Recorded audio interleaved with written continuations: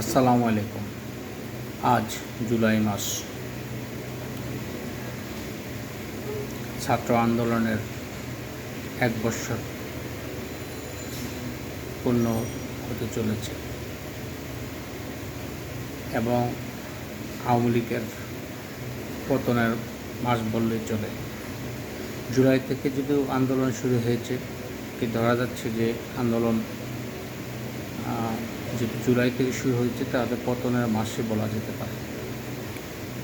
5ই August হলো সরকার পতন হয়েছে। দেশে রাজনীতি অনেক ধরনের পরিবর্তন লক্ষ্য করা যাচ্ছে। আসলে কোনটা সত্য, কোনটা মিথ্যা, কোনটা একদম পারফেক্ট, এটা আসলে বলা খুব মুশকিল। একদল বলতেছে নির্বাচন হবে, আবার বলতেছে রিসেন্ট কিছু একটা ঘটনা ঘটতে পারে রাজনীতিতে, অর্থাৎ তত্ত্বাবধায়ক সরকার এরকম কিছু একটা হতে যাচ্ছে। কেউ বলতেছে আবার প্রেসিডেন্ট অপসারণ হচ্ছে। আসলে কার কথাটা সত্য, কার কথাটা মিথ্যা, কি সঠিক তথ্য ইনফরমেশন দিচ্ছে, এগুলা মিডিয়া বা সোশ্যাল মিডিয়া বিশ্বাস করাটা খুব কঠিন ব্যাপার। কি হচ্ছে রাজনীতিতে? বিএনপির সাথে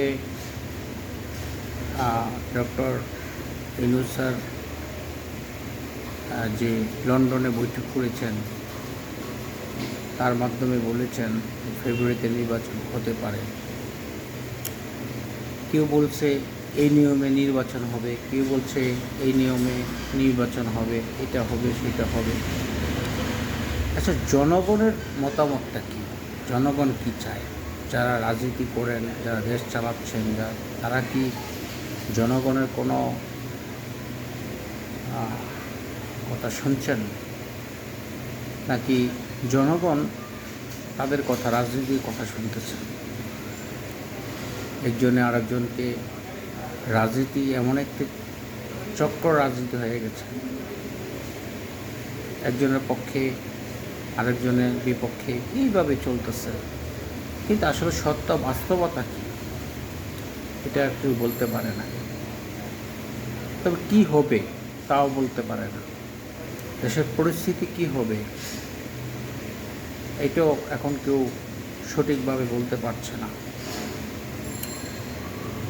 আসলে অপেক্ষা আছে দেখার জন্য কী হবে। ধন্যবাদ সবাইকে।